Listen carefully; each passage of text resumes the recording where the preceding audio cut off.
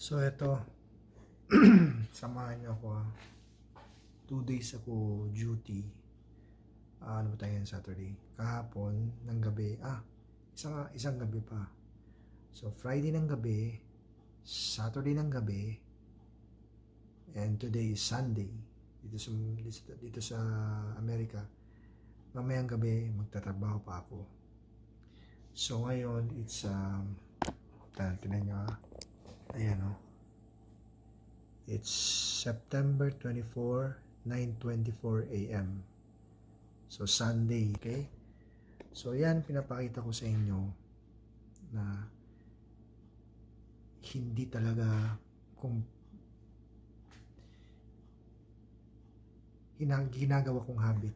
Ito ngayon, nagchat-chat ako, nagsasend ako ng mga link, tapos pinapollow up ko yan, lahat yan. Ito kinongratulate ko yung isa na bago lang yan, may member lang yan nung isang araw, kahapon yata o 2 days ago.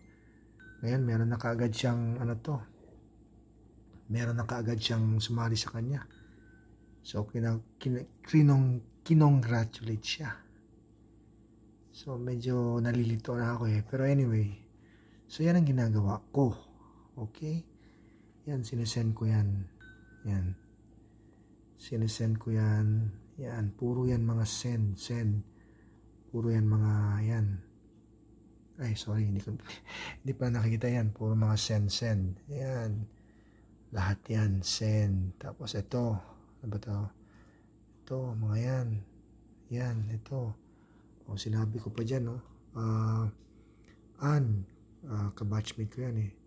This is a US company. Very big potential del business. Sa baka namin yan. While we are working as a nurse, watch those videos. 10 months pa lang el company, pero 700,000 yung Diane Air members and so makikita mo yan ang ginagawa ko as much as possible. I mean, yan na yung habit. Yan na yung kwan. Ito lang talaga ang ang gagawin nyo. Mag-send ng send. Siyempre, alam nyo naman kung anong sinesend nyo. Tapos, siyempre, alam nyo naman kung paano sasagutin, kung tatanungin sa inyo. So, para matuto kayo, so habang nagpapahinga kayo, kasi pagod na kayo sa kakasend, katatype, ako nga napapagod. So, nakikinig ako ng mga ng mga presentation, yung mga ganun. Pero, sa ngayon, totoo lang, ilang taon, hindi na ako nakikinig. Kasi nasasayang ako sa oras. Sayang oras. So, mas maganda na yung, sige, send lang. Tapos, dyan, habang ginagawa mo yan, nare-realize mo man, ano kaya mali doon? Ano kaya ang kwan doon? Pero, simple lang siya. Simple lang ang gawin. Huwag mo nang pahira. Huwag mo nang gawing komplikado. Ganun lang talaga. Mag-send ng send. Meron akong sumali nung hindi ko in-expect mataas na posisyon siya sa isang government agency sa Pilipinas. Okay? So ang ginawa ko lang, sinend ko lang siya. Kasi friend kami sa Facebook, pero hindi kami magkakilala talaga. Tapos sinend ko lang siya, send, tapos nakikita ko yung parang bumababa yung di ba, parang binabasa. Tapos yun, kinamusta ko lang isang araw. Sabi ko, sir, ganito. Hindi ko kasi pwede pakita yung pangalan kasi hindi ako nagpaalam. Kinamusta ko lang, sir, ganito. Tapos biglang sinabi ko na, baka gusto niya nang simulan. Magsimula na tayo. Sinagot niya, pwede. O yun. So, okay. So, kinabukasan, pagtingin ko sa email ko, meron na siyang pre-enroll. Naka-pre-enroll na siya. Di ba yung email na nakukuha natin? Naka-pre-enroll na siya. So, screenshot ko yung pre-enrollment niya to let him know na nalalaman ko. So, pinadala ko sa kanya. Sabi ko, sir, pre-enroll pa lang to. Hindi pa to membership. So, hindi pa natin magagawa yung negosyo. Parang ganun yata yung usapan namin Sabi ko, start na natin, ganito ganito. Tapos bigla na lang, on the same day yata, ayun, nag-member na siya. So imaginein mo yun, no? Hindi ko kwan siya. Hindi ko siya close.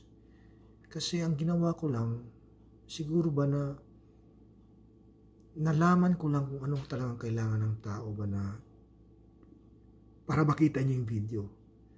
Tapos kung ano man yung magiging daan nun or magiging ano ba tawag, journey nun, doon ko nalalaman kung ano yung i-feed sa kanya. Kasi lahat ng tao ay gusto mo masenso.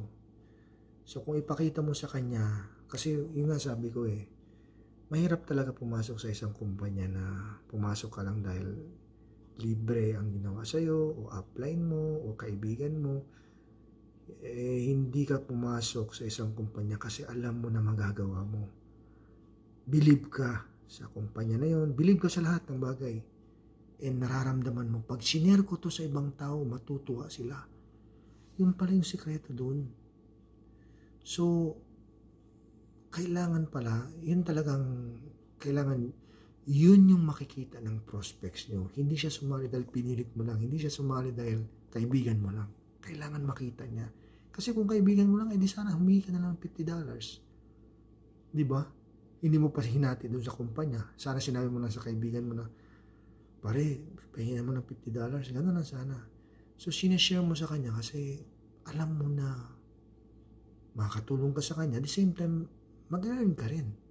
And alam mo na eventually magpapasalamat siya sa'yo. So, pwede rin ganun. So, yun ang hanapin mo. Kasi ako dito, kung na rin to talaga ang tawag doon, divine intervention nga to Kasi pinagdasal ko to pero hindi ko hinanap. Kusang dumating lang. And I tell you, sinabi ko sa ibang video to, grabe, yung kumuha sa akin, yung nag-introduce sa akin, hindi networker yun. Hindi marunong. Alam mo yun, salita lang niya yung parang simple lang na hindi yung totoong yung si Lord na talaga yun ang gumawa.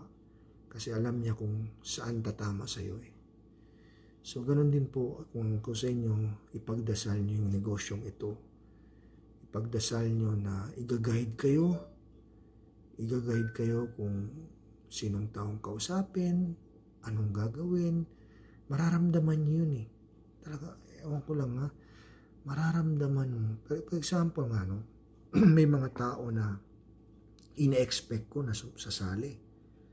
Hindi, ine-expect ko na mag-reply ka agad. Okay? So, yun pa yung mga hindi nagre-reply. So, syempre, lalo na kung kaibigan mo, syempre, pwede mo kaagad anong problema, bakit ayaw nang sagutin? Diba ganon? Alam mo, pinasa Diyos ko na lang. Sabi ko, Lord, siguro hindi pa time. Siguro, yung time na isi-spend ko na parang nagtatampo sa kanila kasi hindi nga sila sumasagot baka sayang lang. Kasi meron kang nakalaan sa akin na ibang tao na mas potential pa, na mas tamang-tama sa sitwasyon. Ayun nga, nangyari nga. Sabi nga sa akin nung isang upline, si Bernie, sabi niya, pare, mukhang mataas ng posisyon to sa Tapos yung isa din, grabe yun, yung isang kwan ko raw, yung kakilala ko, yun sinabi ko na, hindi ko rin kakilala talaga yun. Hindi, kakilala pero matagal na may hindi nakita. Yung mga hindi mo in-expect na sasali, pero grabe yung potential. Grabe. So bakit? Hindi ko pinano yun. Ang paniniwala ko, si Lord yun nag-guide ba? Kasi alam mo, very kwan talaga. Iba talaga. So para sa akin, yan, pagdasal na tapos listen in your heart, listen to the voice, hindi yung voice ng kwan mo, parang nag-hallucinate ka na. Para alam mo yun, pwede mo, parang, di ba, magagalit ako, hindi naman gusto ng Panginoon yun, so hindi ako magalit. So, tinanong ko lang, ano magagawin ko, Lord? O sige, ito na lang, mag-chat na ako. Yan, dito na lang ako mag-chat. Yung pa pala yung interesado. So, ganun lang. So, ito, hindi ko rin to plinano. Sabi ko kanina, nagda-drive ako. Sabi ko, wala man akong topic, Lord.